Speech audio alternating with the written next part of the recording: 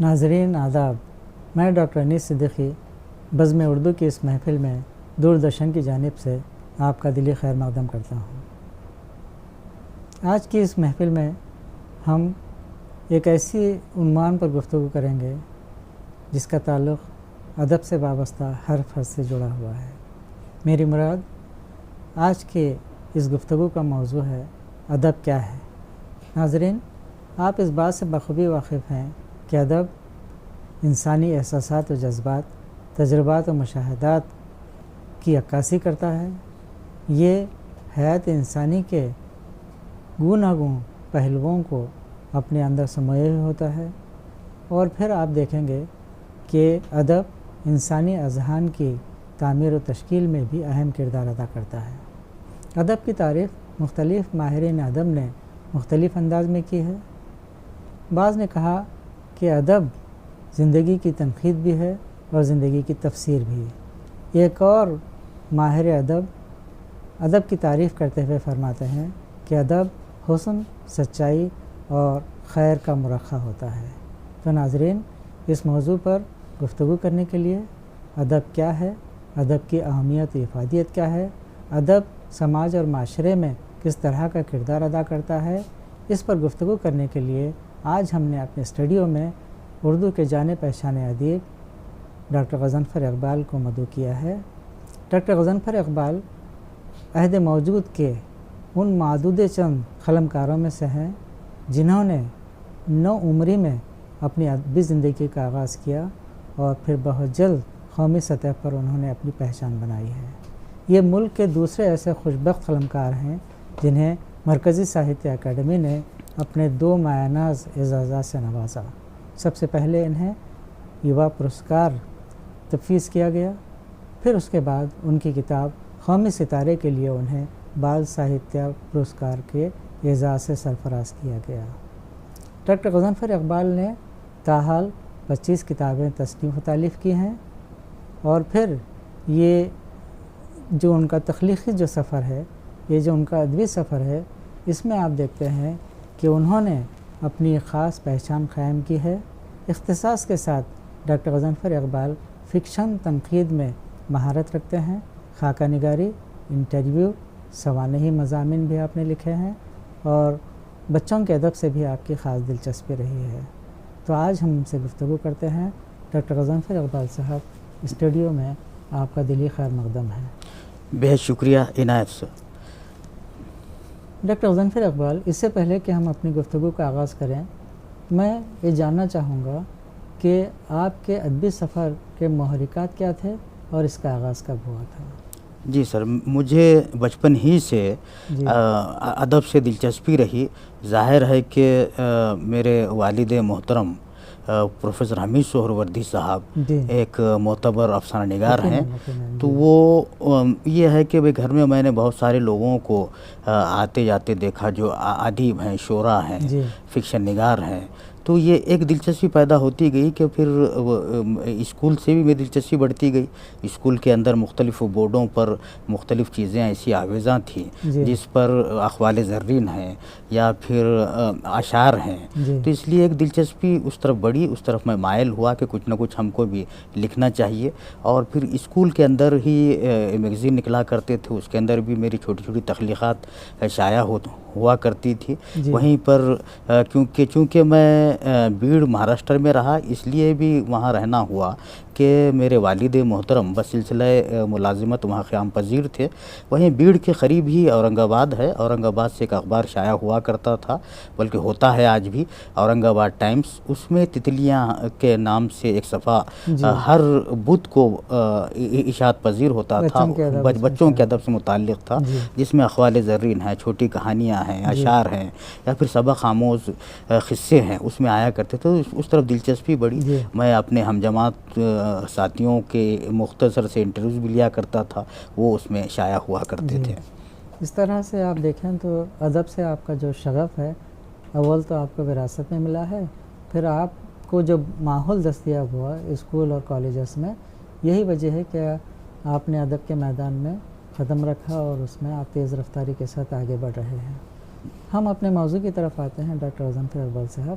آپ مجھے بتائیں کہ آپ ادب کو کس نظر سے دیکھتے ہیں، یا ادب کی کیا تعریف آپ اپنے طور پر کرنا چاہیں گے؟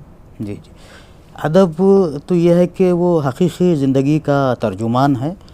ظاہر ہے کہ زندگی کے اندر جو واقعات ہوتے ہیں، جو وارداتیں ہوتی ہیں، جو حادثات ہوتے ہیں، جو سانحات ہوتے ہیں، جی وہ ادب کے اندر ہمارے جو فنکار ہیں وہ اس کو خوش اسلوبی کے ساتھ اچھے انداز میں اس کو پیش کرتے ہیں۔ جی ظاہر ہے اس کی مختلف تعریفیں ماہرین ادب نے کی ہیں، لیکن میرا ذاتی خیال یہ ہے کہ ادب زندگی کا حقیقی ترجمان ہوتا ہے۔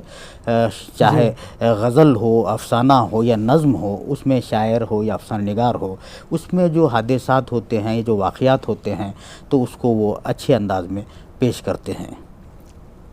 ادب کی افادیت کے ضمن میں آپ کا کیا خیال ہے کہ ادب سماج اور معاشرے کے لیے کس طرح سے فائدہ مند ہے، یا ادب کا مطالعہ کیوں ضروری ہے؟ ادب کا مطالعہ اس لیے بھی ضروری ہے کہ ظاہر ہے کہ اس کے اندر بچوں کے لیے جو اصلاحی کہانیاں لکھی جاتی ہیں، بڑوں کے لیے اچھے افسانے لکھے جاتے ہیں، اچھی شاعری کی جاتی ہے، جس کی وجہ سے اس کی اہمیت یقیناً ہے، تو جس سے آدمی متاثر ہو کر اچھے مطالعے کی عادت ہو تو اچھا مطالعہ کرنے کے بعد اچھی سے اچھی چیزیں جب منظر عام پر آتی ہیں تو اس سے ایک فنکار ہو یا عام آدمی ہو اس سے متاثر ہوتا ہے۔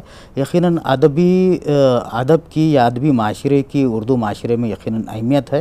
اردو سے ادب جڑا ہوا ہے، کیونکہ ہماری جو زبان ہے وہ اردو ہے، اردو کے اندر ہی جو ادب تخلیق پاتا ہے تو وہی ہم لوگ پڑھتے ہیں اچھے سے اچھے، تاکہ ہم کو اس میں نصیحت آمیز باتیں، سبق آموز قصے، یہ تمام چیزیں مختلف انداز سے ملا کرتی ہیں، جس سے زندگی کے ایک اخلاق سنورتے ہیں، ایک کردار بنتا ہے۔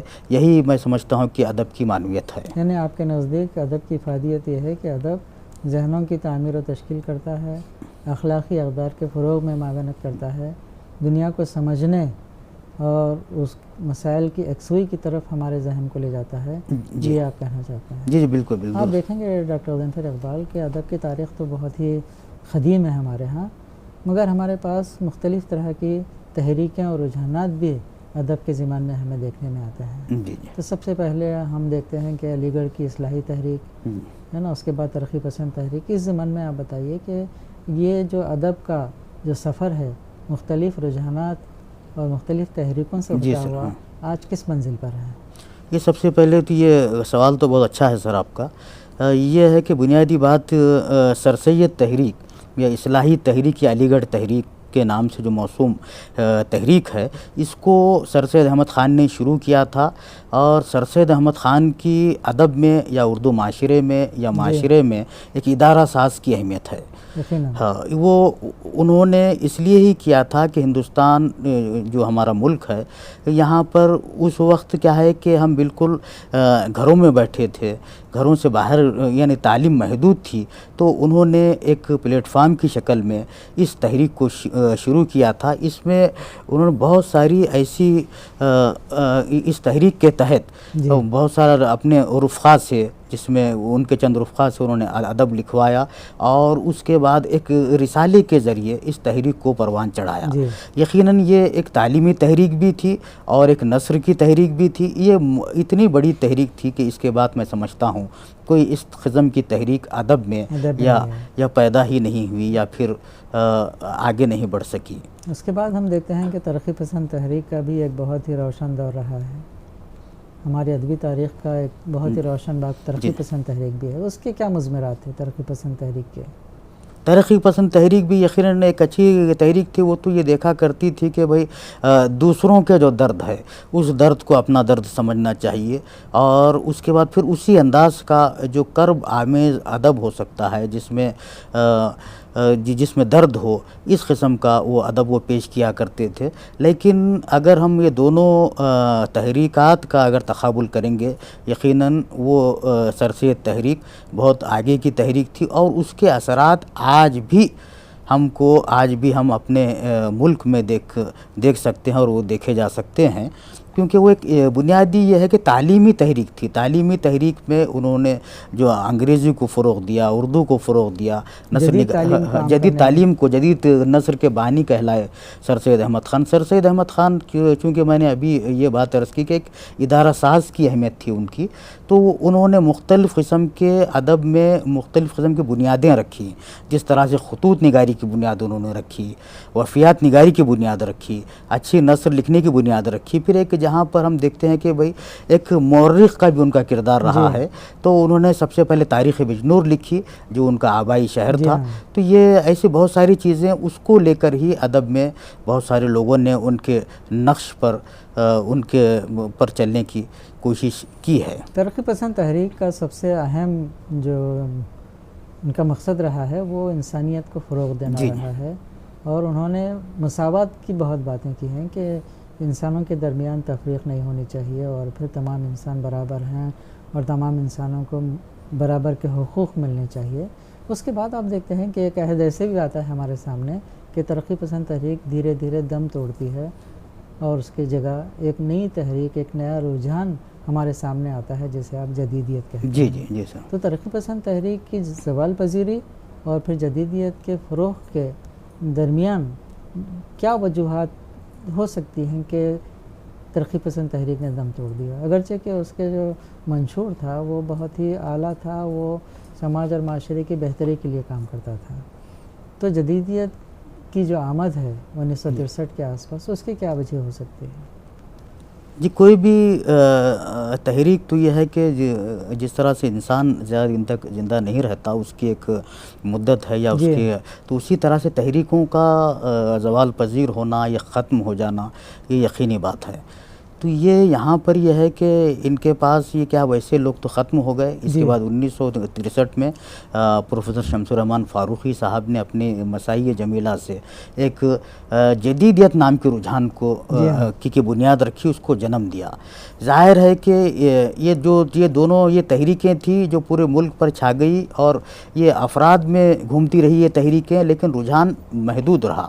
لیکن اس کے باوجود بھی پروفیسر شمس الرحمن فاروقی صاحب نے جو ایک انقلاب برپا کیا ادب کے اندر, اور جو ایک نیا رجحان کو انہوں نے یہ کیا کہ کچھ لوگ آج بھی اس بات پر وہ ہیں کہ یہ رجحان تھا کہ یہ تحریک تھی. ڈاکٹر وزیر آغا مرحوم نے تو یہ لکھا تھا کہ یہ تحریک ہے, کیونکہ وزیر آغا ہر چیز کو یعنی ہر بات کو یا ہر چیز کو تحریک کہا کرتے تھے, چاہے مصوری کی تحریک ہو, تجریدی افسانے کی تحریک ہو. لیکن یہ اصل میں فاروقی صاحب نے خود لکھا ہے کہ یہ رجحان تھا. تو یہ ادیبوں کے حد تک محدود رہا, کیونکہ ترقی پسند ایک لامحدود تحریک تھی, کہ رجحان محدود رہا. لیکن اس کے باوجود بھی اس نے ادب کو جو فروغ دیا, ادب کے رجحان کو جو فروغ دیا, جس طرح سے ترقی پسند تحریک ایک درد اس کے پاس تھا, لیکن اس نے یہ اس کے پاس یہ اس کی بنیادی یہ بات تھی کہ دوسروں کے درد کو اپنا درد سمجھو. تو یہ اس طرح سے اس میں بھی بہت سارے ایک یہ انقلابی عمل بھی رہا اس کے اندر, اور پھر ایک انہوں نے جو پرچہ بھی شروع کیا, پرچے کے ذریعے بھی یہ انہوں نے اچھے سے اچھے ادب کو تخلیق کیا جو مدت مدید تک یاد رکھا جائے گا. یہاں جہاں تک جو ہے میری سمجھ ہے کہ ترقی پسند تحریک کا جو نعرہ تھا وہ ادب برائے زندگی کا تھا. جدیدیت نے ادب برائے ادب کی بات کہی, اور پھر وہ ساری باتیں جو خارج کی ہیں اس کے بجائے جدیدیت نے داخل پر زور دیا کہ آپ کے داخل پر باہر کا جو اثر ہوتا ہے اس کو آپ کس طرح سے تخلیق کریں گے. تو یہ فرق ہے. اس کے بعد ہم دیکھتے ہیں کہ جیسے آپ نے ابھی عرض کیا کہ تحریکیں یقیناً عروج پر پہنچتی ہیں, پھر زوال آمدہ ہو جاتی ہیں. تو ترقی پسند تحریک جس طرح سے زوال پذیر تھی, اس کے بعد جدیدیت کا رجحان بھی دھیرے دھیرے ختم ہو گیا. اس کے بعد ہم دیکھتے ہیں کہ مابعد جدید جسے آپ کہتے ہیں وہ ایک رجحان بھی ہمارے پاس اب چل پڑا ہے, بلکہ وہ بھی شاید اب اپنے اختتام پر ہے. اور یہ ہم ایک ایسے عہد میں جی رہے ہیں جس کا شاید کوئی ایک خاص رجحان نہیں ہے جس کے تحت ادب خلق کیا جا رہا ہے. جی درست فرمایا آپ نے, بالکل. اس طرح سے جب آپ دیکھیں گے تو ادب کو ہم پھر دو بڑے حصوں میں بانٹتے ہیں. ایک وہ جسے ہم شاعری کہیں گے, ایک وہ جسے آپ نثر کہیں گے. آپ کا جو رجحان ہے نثر کی طرف ہے. آپ نے نثر میں بہت ساری آپ نے موضوعات پر کتابیں تخلیق کی ہیں, آپ نثر لکھتے رہے ہیں. تو شاعری کے بارے میں آپ کا کیا خیال ہے؟ شاعری اور نثر میں آپ کس کو اولیت دیں گے, یا اس کی جو مقبولیت ہے وہ شاعری کی زیادہ ہو سکتی ہے یا نثر کی زیادہ ہو سکتی ہے؟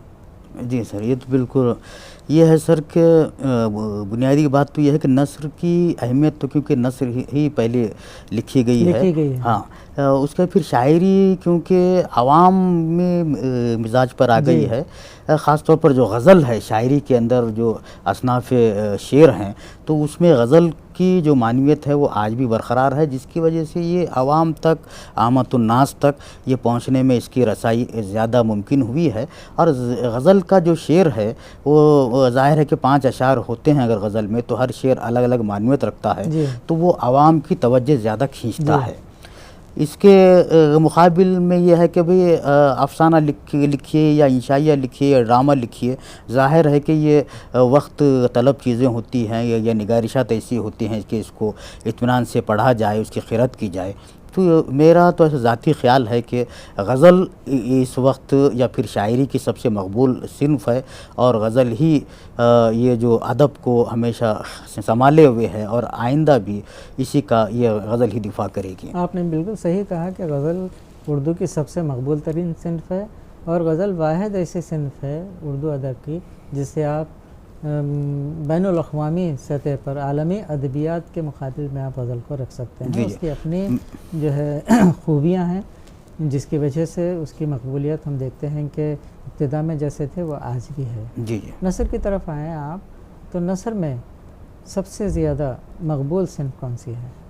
سب سے زیادہ تو یہ ہے کہ ایک زمانے میں داستان رہی، جب داستانوں کا دور ختم ہوا تو ناول کا دور شروع ہوا، تو افسانہ سب سے زیادہ مقبول ترین صنف رہی، اور اس میں بہت سے، کیونکہ ظاہر ہے کہ ایک مختصر سی تخلیق ہوتی ہے۔ اب وہ ناول اور داستانیں کیونکہ وقت طلب کام تھا، طویل ہوا کرتی تھی اور طوالت ہوا کرتی تھی اس میں، لیکن یہ مختصر اختصار ہونے کی وجہ سے لوگ اس طرف یہ، کیونکہ ظاہر ہے کہ افسانے کے اندر یہ ایسے نثری پارہ ہے یا پھر ایسا فن پارہ ہے جس کے اندر زندگی کی حقیقی سچائیوں کو یا اصلاحی باتوں کو پیش کیا جاتا ہے، جس کی وجہ سے یہ اس کو قبول عام حاصل ہوا ہے۔ افسانے کے علاوہ ہمارے پاس جسے آپ غیر افسانوی اصناف کہتے ہیں، اس میں خاکہ نگاری بھی ایک صنف ہے جسے ہم عام طور سے افسانوی نہیں مانتے، مگر یہ بھی اپنے اندر تخلیقی تقاضے رکھتی ہے۔ تو خاکہ نگاری کے بارے میں آپ کیا کہنا چاہیں گے؟ خاکہ نگاری تو یہ ہے کہ انسان کے متعلق کا گیان ہے۔ خاکہ نگاری بنیادی طور پر انسان کے متعلق کا گیان ہے، اور پھر یہ ہے کہ انسان کا بہترین مطالعہ انسانی ہے۔ تو اس کو کیا ہے، لوگ شوق سے پڑھتے ہیں کہ بھائی کہ اس کے اندر ایک آدمی کی یا کسی ایک شخصیت کی، اس کی خوبیاں، اس کی خامیاں، بالکل اس کو اچھے سے اچھے انداز میں اس میں پیش کیا جاتا ہے، جس کی سبب لوگ اس کو زیادہ پڑھتے ہیں، جس کی وجہ سے اس کو یہ مقبولیت میں اس کے اضافہ ہوا، اور مختلف انداز میں اردو دنیا میں خاکے لکھے گئے اور لکھے جا رہے ہیں، اور جس میں انسان کی اچھی سے اچھی باتوں کو پیش کیا جا رہا ہے۔ ڈاکٹر غضنفر اقبال صاحب، آپ نے انٹرویو نگاری میں بھی بہت کام کیا ہے۔ انٹرویو نگاری اگرچہ کہ اردو نثر کی بہت ہی جدید صنف ہے، ایک زمانے میں انٹرویوز ہوا کرتے تھے مختلف الگ الگ میڈیاز میں، مگر آپ نے اس کو جو ہے مصاحبہ نگاری ایک الگ سے آپ نے اس میدان کا انتخاب کیا، اور آپ نے کئی بڑی چھوٹی شخصیتوں کے انٹرویوز آپ نے لیے ہیں۔ تو انٹرویو نگاری کے لیے یا اس کی کیا وجہ ہے کہ اس کی افادیت کیا ہے انٹرویو نگاری کی؟ اس کی یقیناً معنویت بھی ہے سر، اور اس کے بعد اس کی افادیت بھی ہے۔ یہ بنیادی طور پر یہ فن ہے، یہ جو فن اصل میں آیا ہے صحافت سے، صحافت کے گلیاریوں سے یہ جس وقت یہاں پر پہنچا تو اس نے ادبی حیثیت تو اختیار کی ہے۔ تو یہاں پر اردو دنیا میں بھی بہت سارے لوگ ہیں، اصحاب ہیں جو انٹرویوز لے رہے ہیں یا یہ انٹرویوز کیے جا رہے ہیں۔ تو یہ اصل میں کیا ہے، اندر کا جو کسی قلمکار کے یا کسی ادیب کے اندر کا جو باطن ہے، باطن کی باتوں کو باہر نکالنے کا نام ہی انٹرویو ہے۔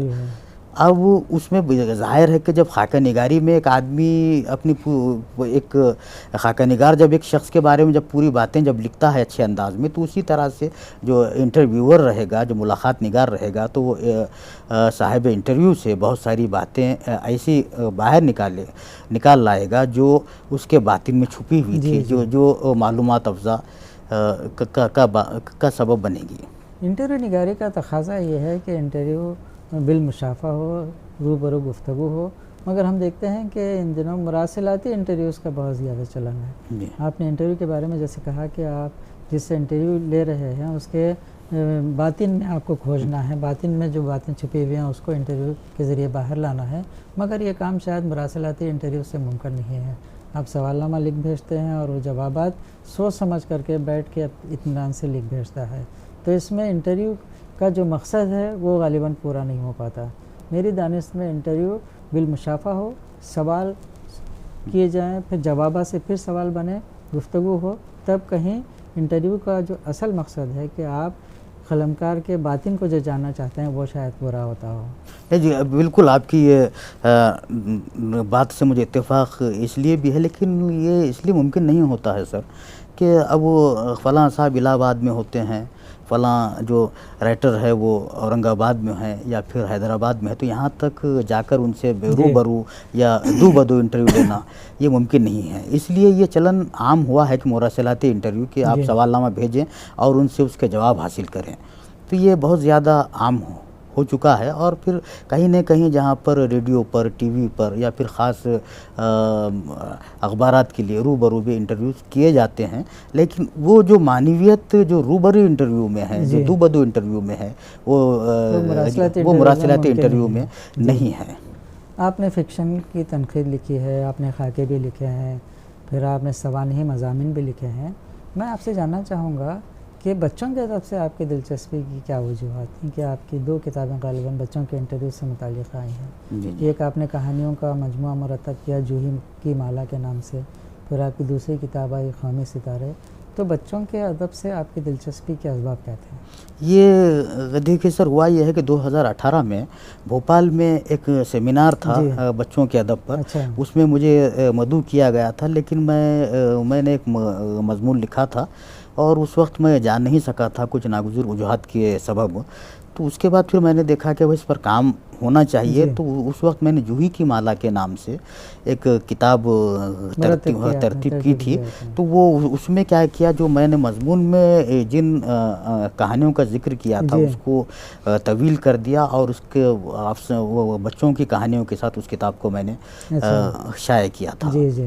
اس کے بعد پھر پھر دوسری جو کتاب آئی کہ قومی ستارے، یہ جو کورونا وائرس کی جو وبا ملک بھر میں پھیلی تھی، تو وہ اس وقت یہ ہوا کہ میرے ذہن میں ایک بات یہ آئی کہ بھئی ہمارے ملک کے جو قائدین رہے ہیں، تو یہ ان 15 قائدین کو میں نے اس کو یہ کیا کہ بھئی منتخب کیا۔ پھر میں سوچا کہ بھئی ان کی جو کہانیاں جو ہیں، ان کے جو زندگی کے جو قصے ہیں، جو ان کی جو حوصلہ افزا جو باتیں ہیں، تو یہ کس طرح سے اس کو منظر عام پر، تو میں نے یہ کام کرنے کی کوشش کی کہ اس کو مختصر انداز میں، عام فہم الفاظ میں اس کو لکھنے کی کوشش کی۔ اور پھر یہ ہوا یہ ہے کہ یہ 15 شخصیات کا جب میں نے انتخاب کیا تو اس کو 15 دن میں ہی میں نے اس کو لکھا تھا۔ یقیناً 15 جو شخصیتیں رہے ہیں وہ نئی نسل کے لیے مشل راہ کا کام کریں گی، ان کی زندگیاں جو ہے ان کے لیے ایک نمونہ بن کے پیش ہوں گی، اور ظاہر ہے بچوں کے سامنے اس طرح کی چیزیں آنی چاہیے کہ وہ ان کو دیکھ کر پڑھ کر اپنے زندگی میں بہتری لا سکیں، اپنے آپ کو سنوار سکیں۔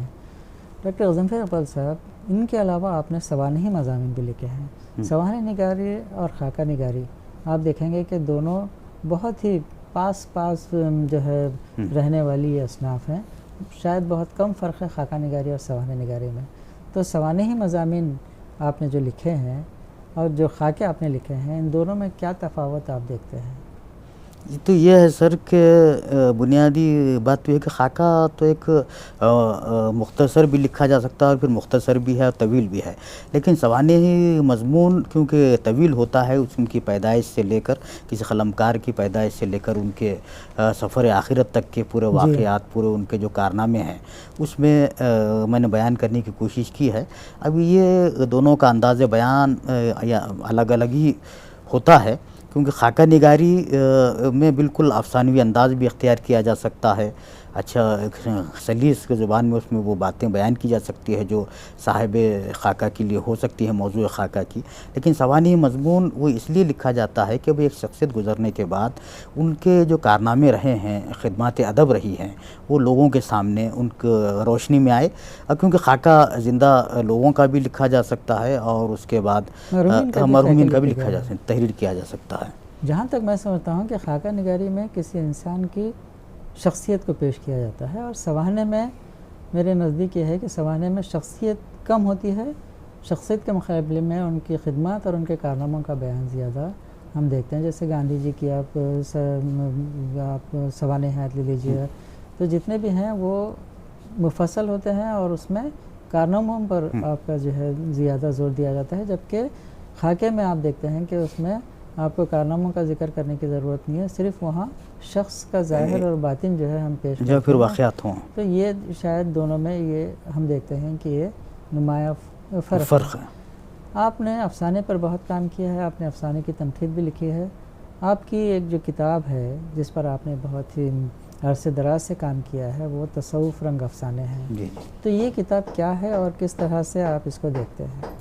یہ دیکھیے سر، ہوا یہ تھا کہ جس وقت میں طالب علمی کے زمانے میں اورنگ آباد میں قیام پذیر تھا، تو اس وقت مجھے وہاں کے ایک معروف افسانہ نگار محترم نور الحسنین صاحب نے یہ کہا کہ بھائی آپ کا تعلق سلسلہ سہروردیہ سے ہے، کیونکہ مجھے اس بات کا بھی فخر ہے کہ حضرت شیخ شہاب الدین سہروردی جو بانی مبانی رہے سلسلہ سہروردیہ کے، تو ان کی جو کتاب ہے وہ شاہکار کا درجہ رکھتی ہے، جس کا نام ہے عوارف المعارف.